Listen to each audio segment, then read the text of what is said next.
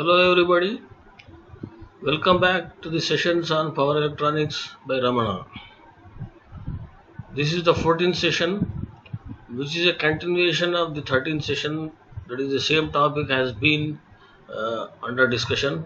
That is single phase full wave converters part 2.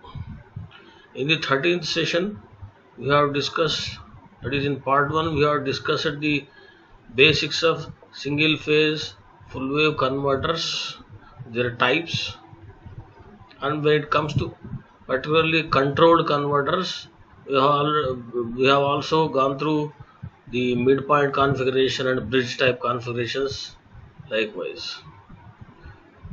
So just we will have a recap of what we have discussed in the previous thing. To start with,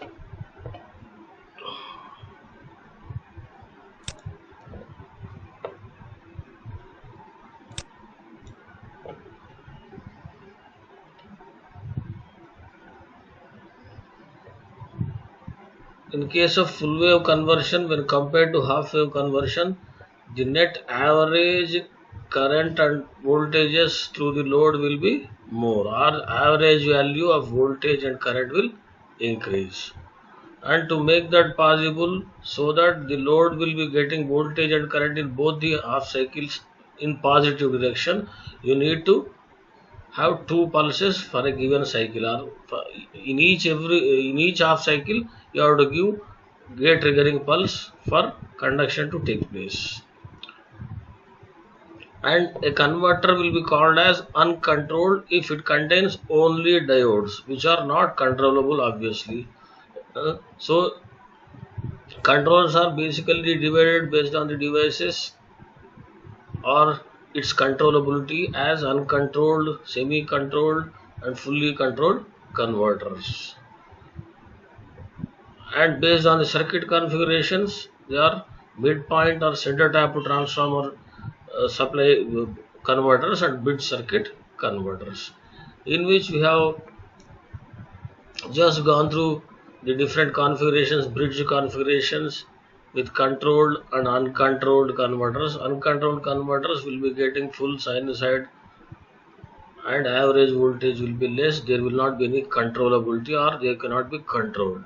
And range of DC output voltage range is from 0 to 2 Vm by pi in case of semi converters. In case of semi converters, it is 0 to 2 Vm by pi voltage can be controlled. That is all, simply to say alpha can be varied from 0 to pi. 0 to pi. And with semi controllability, the waveforms will change like this. Further, you can control it. Next, in case of full wave, fully controlled, which contains all the devices which are controlled, that is, you will be using only SCRs or other controllable devices, where controllable average DC output voltage is increased from, or its range will be from minus 2 Vm by pi to 2 Vm by pi, where minus 2 Vm by pi to 0 is inversion operation, 0 to 2 Vm by pi is the conversion operation. These things we will see later. And coming to particularly the actual topic of the session was the full wave fully controlled converter, in which according to the configuration midpoint converter or center tap transformer technique, this we have discussed, where R load and RL load is there. Because of the RL load, negative voltage appears and current will decrease to its minimum value or zero value during that time, and this problem is eliminated by use of freewheel diode, which can be connected in anti-parallel. And then the discussion started on full wave fully controlled bridge converter with resistive load, which we have discussed elaboratedly, and the waveforms were developed like this, where the current through the load will be discontinuous. Current through the load will be discontinuous. The range of the voltage over which it can be varied, obviously it has been increased from minus 2 pi to 2 pi, minus 2 Vm by pi to plus 2 Vm by pi, but this is for only resistive load. When the load connected load is inductive, entirely different things come into picture, as we have discussed in the previous cases, just similar to the half wave converter or half wave rectifier that will be there. Just go through another slide in one of the lecture notes. A single phase full wave AC to DC converter with RL load,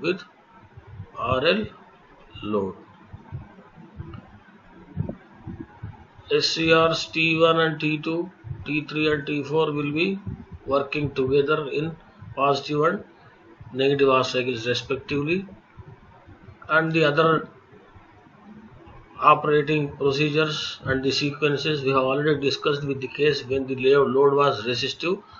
Now in this case it is inductive, and its stored energy is shown with a voltage which is built up like this. And this can also be a DC motor which will act as a generator in some cases, or of which the stored energy can be utilized for braking operation, that is inversion operation, which we were pointing out. We will discuss it later, but just go through the waveforms. These things will be again discussed in our slides. Supply voltage and T1 and T2 are fired at alpha. So supply voltage, as it is full supply voltage, appears across the RL load from alpha to pi, and current is 0 from load current is 0 from 0 to alpha. It increases to a given constant value depending on V0 by the impedance, or in this case it is simply R actually, V0 by R, and it is shown to be maintained as constant throughout its conduction. But at pi due to natural commutation,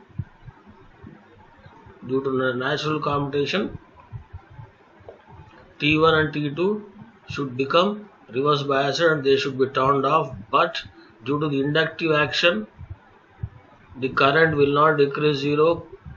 Inductor opposes the change in current, so current will be still positive and load voltage becomes negative. From pi to pi plus alpha. So T1 and T2 will be conducting till pi plus alpha. Load will get negative voltage and current will become its minimum, or it will continue to flow till pi plus alpha. This is the problem with inductive load, which we already know. In the case of half wave rectifier, these things will be there, and this whole thing will be repeating for the next half cycle also, where the other set of SCRs, that is T3 and T4, are fired, and the same thing repeats over here due to the inductive load. That is the case, and here it is shown to be plus and minus. It is not the actual negative. The average of these two values will be positive, and the net effect of average current flowing through the load will be shown as like that. And this can be called as two-quadrant operation, where current is positive, voltages are positive as well as negative in this region. So this is what we have discussed already. Net average voltage will be 2 Vm by cos alpha.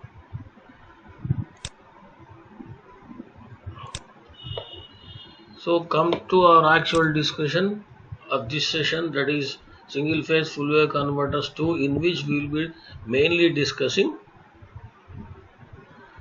working of single phase fully controlled bridge converter with RL load. We will develop the input and output waveforms, derivation of expression for V0, I0 and Tc, that is commutating time or circuit turn-off time.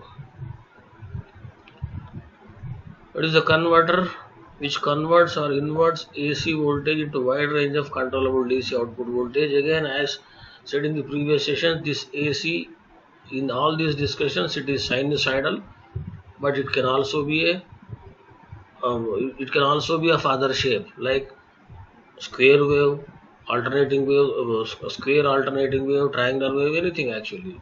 It can be a constant AC which will be changing its values from positive to negative half cycle.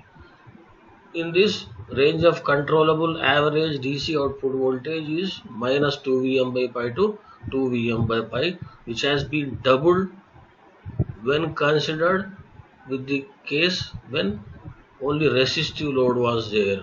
When only resistive load was there, it was from 0 to 2 Vm by pi or 2 Vm by pi. In this case, it is doubled. And just go through the circuit, a bridge circuit where T1 and T2 will be acting together, T3 and T4 will be acting together, and the inductance is load is inductive, RL combination is there. As the load is inductive, this is the most important thing in case of induction.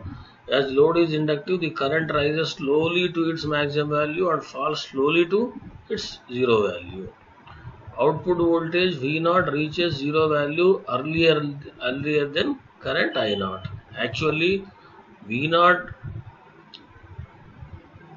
reaches earlier than current I0, and this current I0 may not become zero exactly at pi plus alpha only. It may become zero even before pi plus alpha. There may be a discontinuity in current, but that depends on the value of inductance as mentioned in the previous session.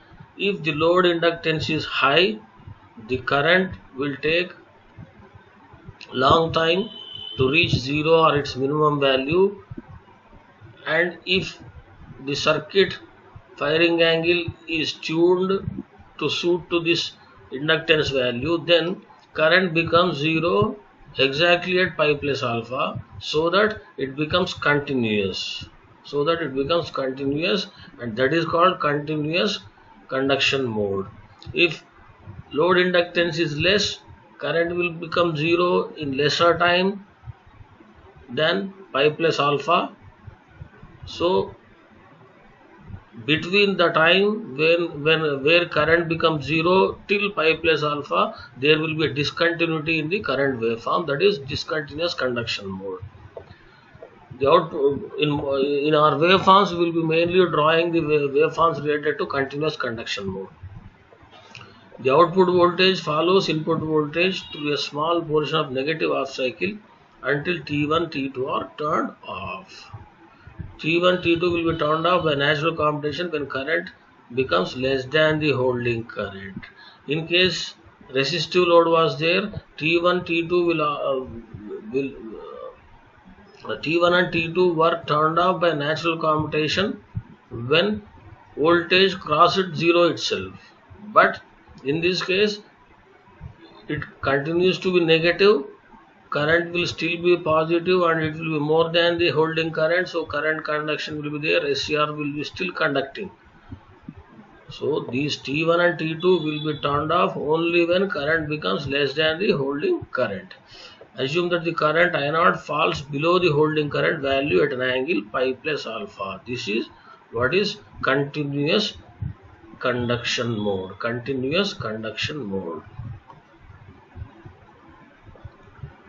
During negative half cycle, the other half will conduct, that is T3 and T4 are forward biased, T1 and T2 are reverse biased.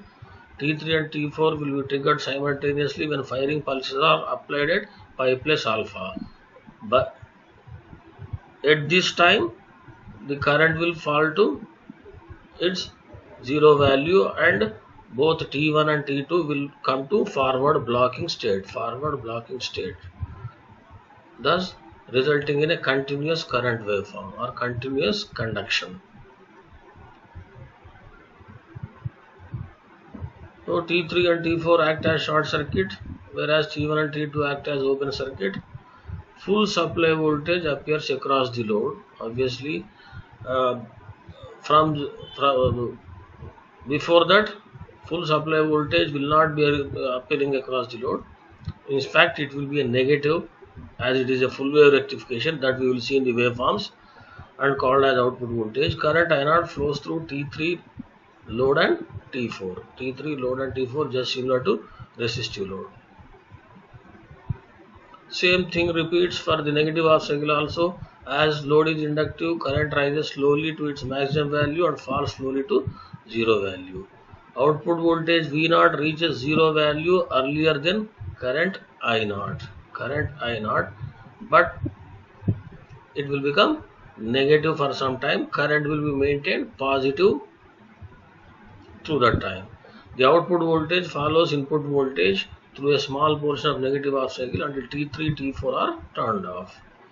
T3, T4 will be turned off by natural commutation when current I0 becomes less than the holding current. Though the voltage has become zero and become negative, they will continue to conduct as current is more than the loading current, and at this time, that is at 2 pi plus alpha, current falls below the holding current value and T3 and T4 will regain their forward blocking state. The current I0 falls below the holding current value at an angle 2 pi plus alpha. The same operation will be repeated for subsequent cycles of supply.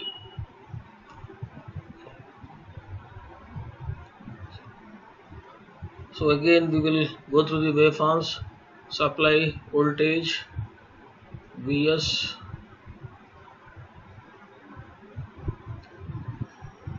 and it is shown to have for the different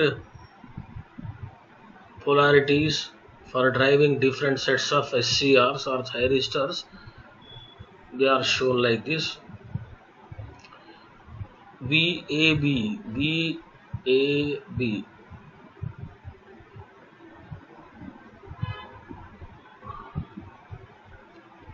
VAB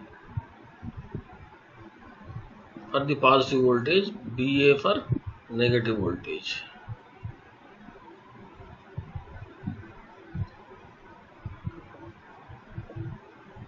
Once you switch on the supply, T1 and T2 will be forward biased, whereas T3 and T4 will be reverse biased. T3 and T4, this set is for VBA is for T3 and T4. T3 and T4 will be reverse biased. But still T1 and T2 are not conducting as no gate pulse is given, and gate pulse is given to T1 and T2 at the same time angle alpha. Both T1 and T2 conduct. Current flows through T1 load and T2 and source.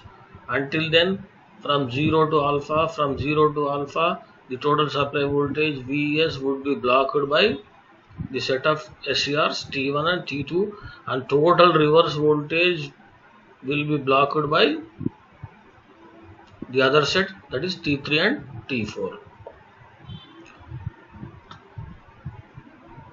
And as SCRs T1 and T2 are conducting, now the full supply voltage Vs appears across the load and becomes zero at exactly pi, just following the source voltage.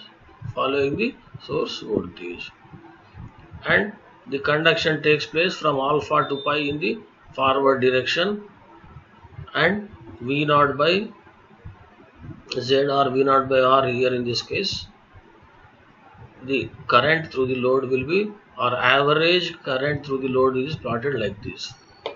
And at angle pi, positive half cycle,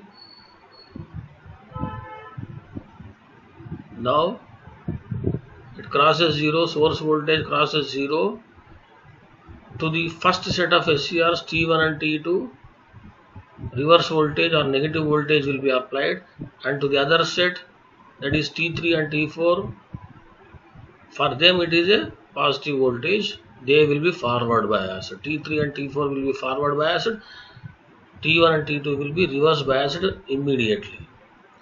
They will be reverse biased immediately, but even though at angle pi, source the forward voltage of T1 and T2 have become 0, load will get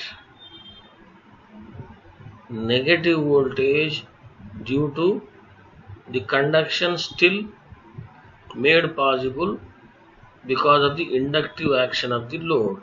So, and that current will become 0 or it come to its minimum value at pi plus alpha. Between pi to pi plus alpha, this is the region where load voltage has become negative, current is still more than the holding current, so it conducts, and at pi plus alpha, again the total load voltage now will become positive, as at the same instant pi plus alpha we will be triggering T3 and T4. We will be triggering T3 and T4. So between pi to pi plus alpha,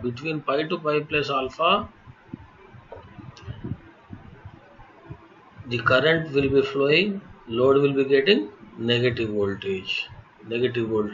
So apply the same thing for the passive half cycle which we have discussed so far for the set of T1 and T2. Between 0 to alpha, we can regard it as current from the previous half cycle was flowing.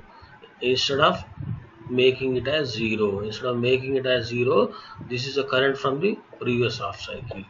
When you talk of this half cycle from pi to pi plus alpha, this is the current from the previous half cycle.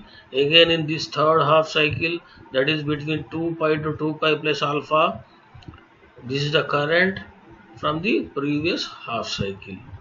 So thus the waveforms continue to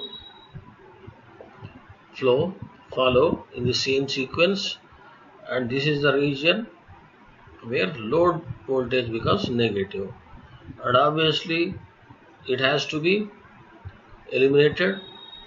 And coming to the current, load current, if the load inductance is sufficiently high, then only this current will become 0 or its minimum at pi plus alpha, 2 pi plus alpha, 3 pi plus alpha, so on. Otherwise, if the load inductance is less,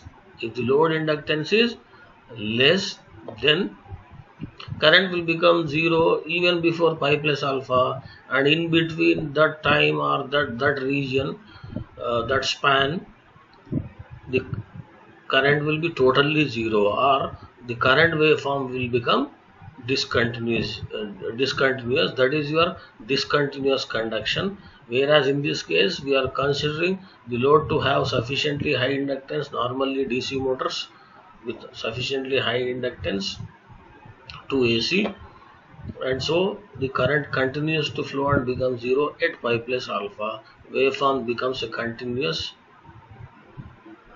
waveform called which is for continuous conduction mode. So full wave, fully controlled bridge converter with RL load, it gives unidirectional current for both the half cycles of supply voltage. You are getting unidirectional current, and this current can be made further nearer to straight line by increasing the number of SCRs, bridges, and by having more number of pulses. Likewise, that is not in the scope of this subject in this syllabus, but that can be done. Further improvement of the shape of the current waveform to make it a straight line is possible.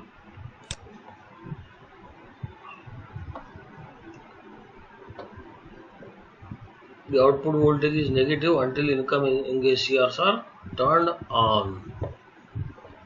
That is, until T3 and T4 are turned on, T1 and T2 will be conducting, that is between pi to pi plus alpha, output voltage will be negative.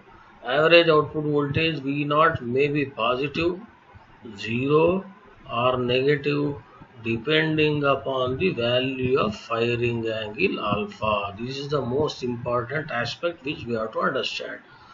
Depending upon the value of firing angle alpha, that is by changing the firing angle alpha, this average voltage may be positive or even become negative. That is what is called as inversion, which is possible in this bridge converter case. Before that, we will go through the average values. On the waveform, the average value of output voltage we can be calculated as usual, area under the curve over one cycle, one full cycle, that is 2 pi, span will be 2 pi, divided by time period for the same cycle.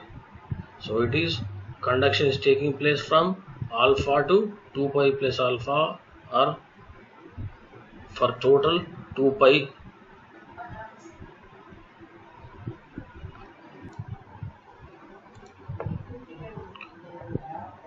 So thus it can be calculated as V0 is equal to area under the curve over one cycle by time period for the same cycle.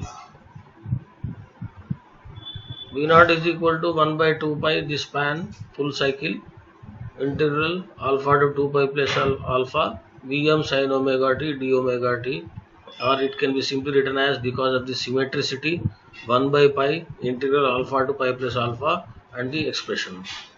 And eventually it is simplified as V0, the load voltage, average load voltage, is equal to 2 Vm by pi cos alpha, 2 Vm by pi cos alpha.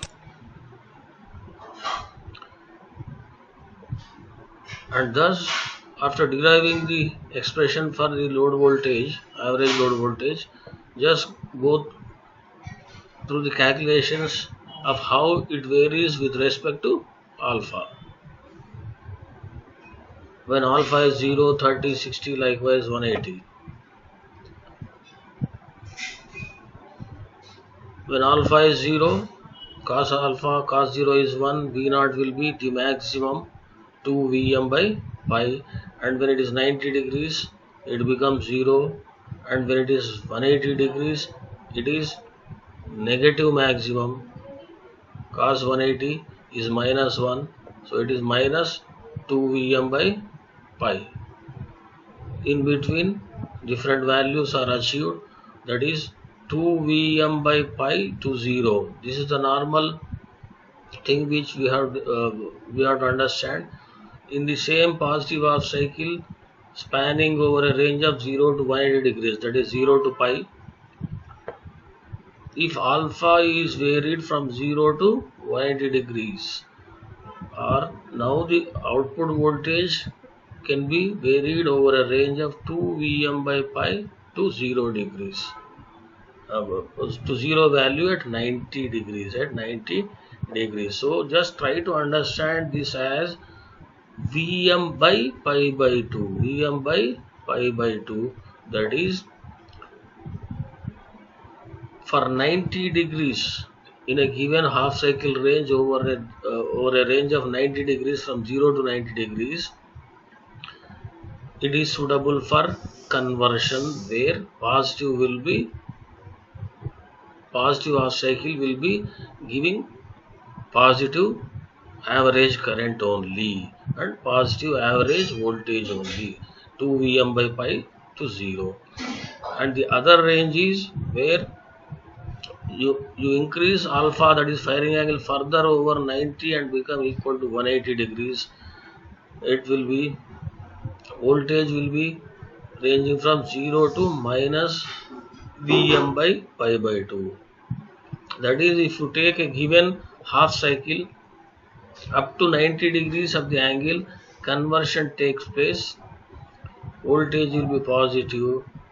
If alpha increases more than 90 degrees until 180 degrees, inversion sort of action takes place.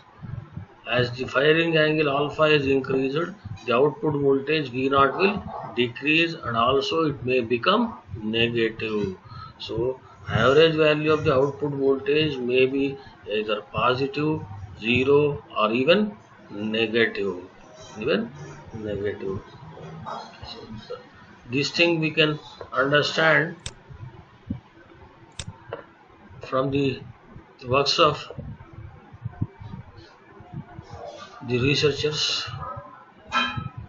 This is the presentation of a paper in European Journal of Engineering Research and Science on December 2018 by Mr. Ona, Anik Boso and John. Analysis of controlled single phase full wave rectifier with RL load. Whereas the same bridge rectifier or bridge converter, single phase full bridge converter is having S1, S2 and S3, S4. In our case, we were discussing these things with SCRs. Now these are replaced by IGBTs, or they can also be used by MOSFETs. So you can use any power electronic device which can be controlled, of which the action can be controlled. The load is RL. The load is RL.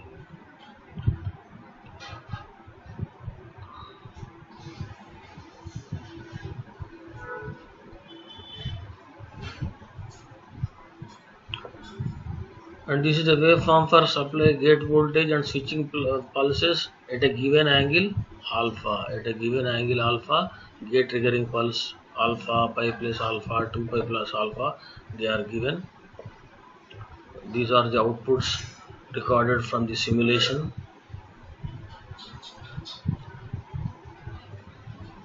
And here are the waveforms which follow.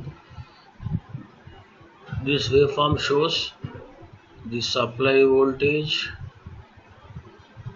the load voltage and average load current, which is redrawn over here to avoid the confusion of these dotted lines.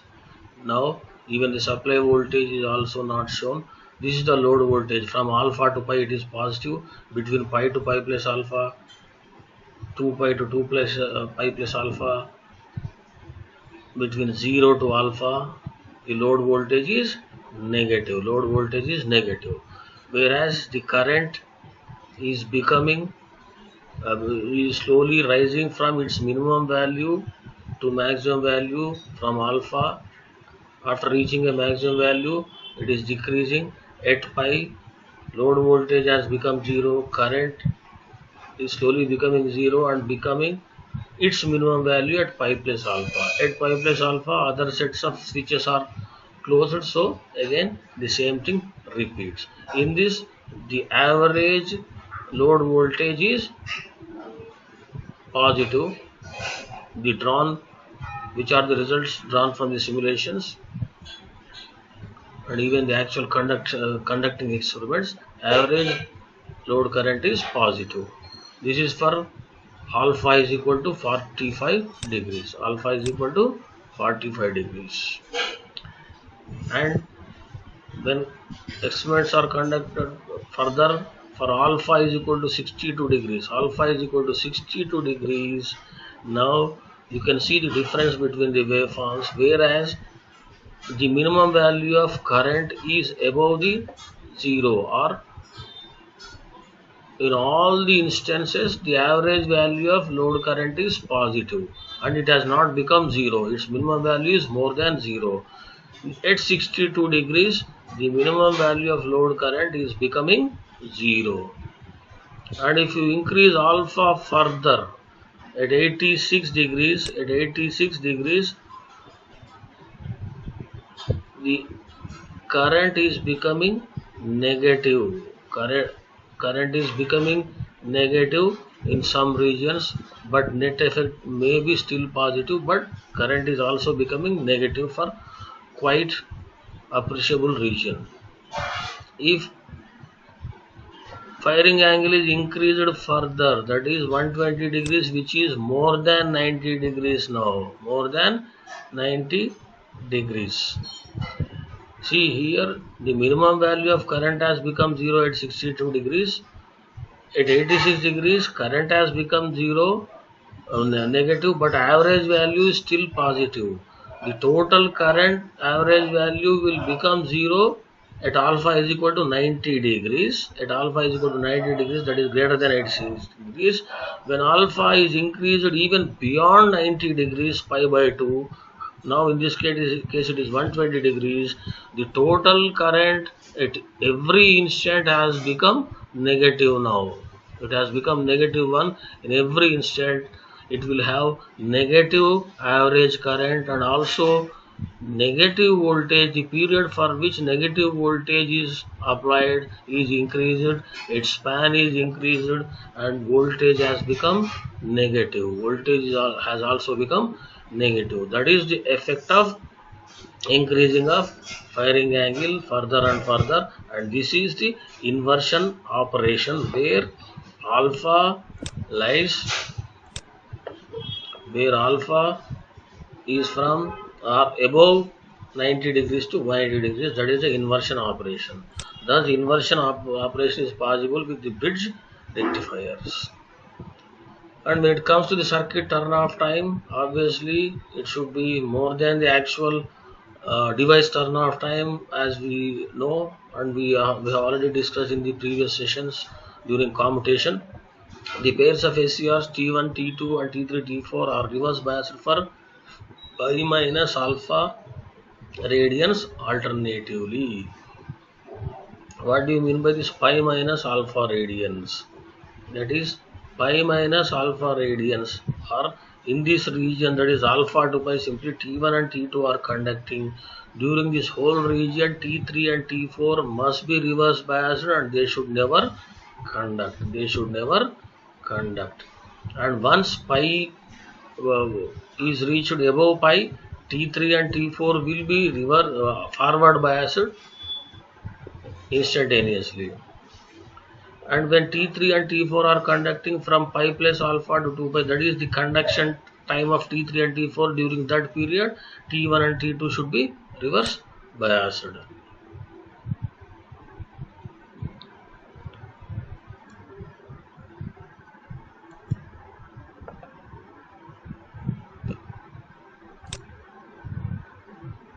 So from the waveforms it is clear that the pairs of SCRs T1 and T2 and T3 and T4 are reverse biased for pi minus alpha radians alternatively.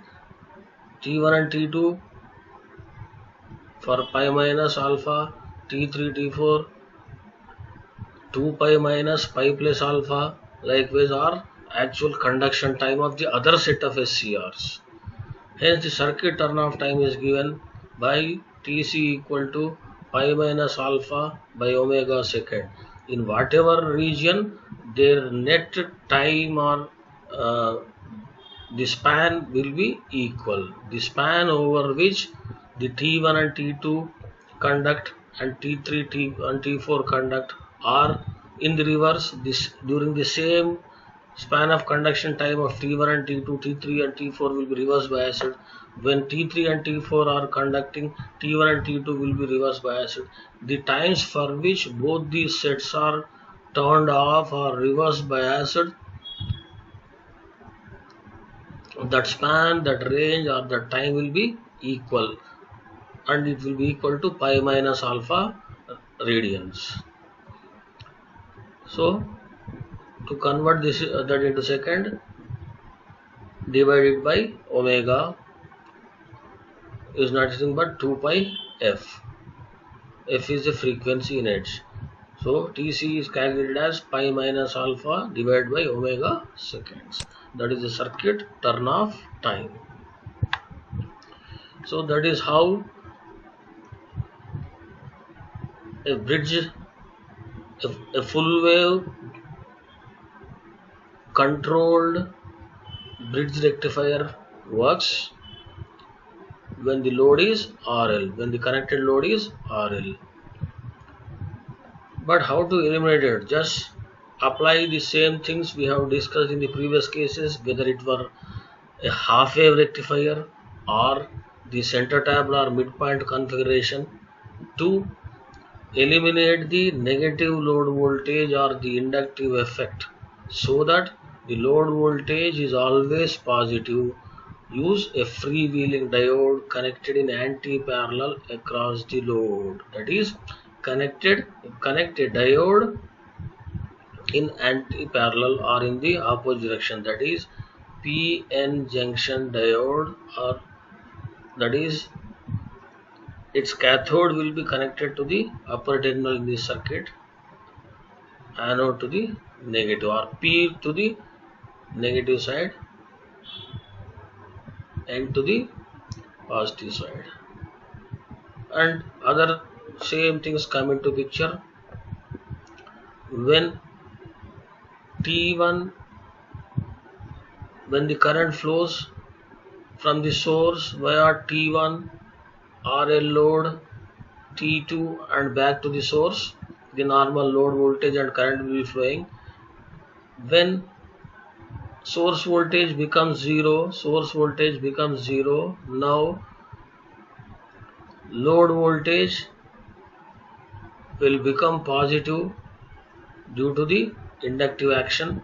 Current will still be flowing through the SCRs. It will be more than the holding current. They will not stop to conduct. That is why negative voltage appears across the load in the other case. Now, as in the case where freewheeling diode is connected, immediately the reverse voltage forward biases the freewheeling diode and current flows in opposition to T1 and T2. They will turn off immediately. At the same time, the stored energy in case of load inductance will be freely flowing through the load resistance itself via the forward biased diode, and eventually the direction of current will be same as in the case without freewheeling diode, that is top to bottom. When the freewheeling diode was not there, current is flowing from top to bottom in this circuit as shown with the current directions. With freewheeling diode also, the remaining energy in the load inductance will be consumed in itself, via the forward biased load. And the other half cycle also, in the negative half cycle also, the same thing occurs. Same thing will be possible with the other case also. So freewheeling diode can also be used for making that possible, to make this load voltage positive.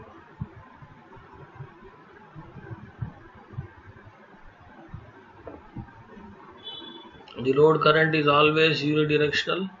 To summarize the things, average output voltage both in magnitude and direction depends upon the value of firing angle alpha. This we have seen.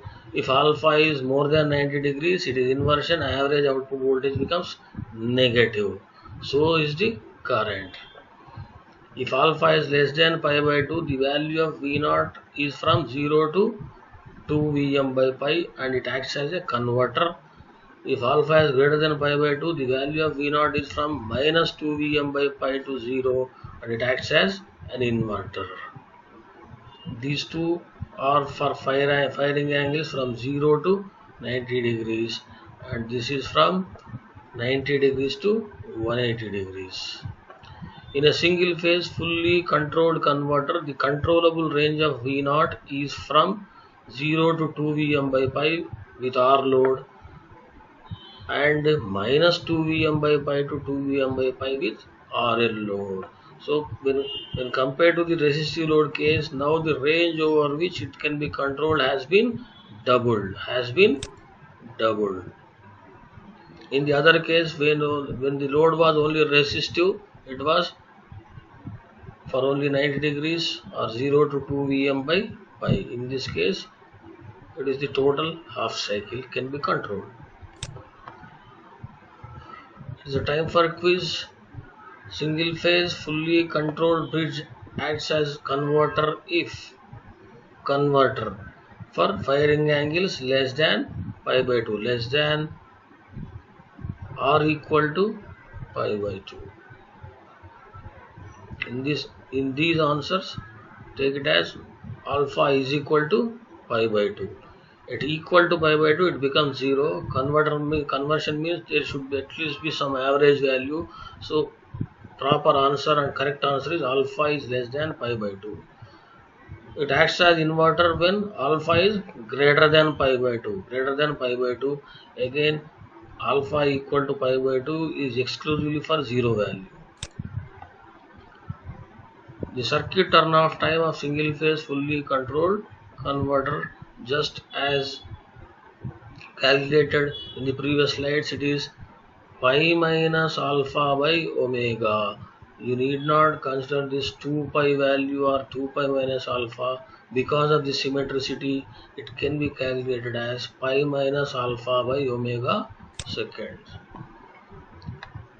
So that is enough for the discussions and some important questions which we have to understand and to be able in a position to explain the working of a single phase fully controlled converter with RL load, draw the connection diagram of a single phase fully controlled converter with RL load, explain the operation of a single phase fully controlled converter with RL load with neat sketches and waveforms.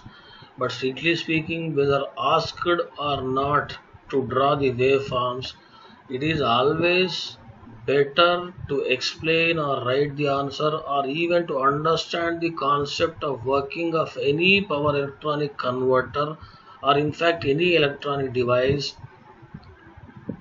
Develop a habit to understand the working by drawing the waveforms and correlating different voltages and currents flowing through the given load or a given device. It is always better to understand the working of any electronic circuit and power electronic circuit in terms of waveforms. Try to draw the waveforms with all the symmetricities and develop the concept of working. So that is all for today's session, where we discuss the working of single phase full wave fully controlled bridge converter with RL load elaboratedly, and we'll continue our discussion in the next session when the supply is replaced by a 3-phase. That we will continue our discussion for 3-phase controlled rectifiers. Thank you.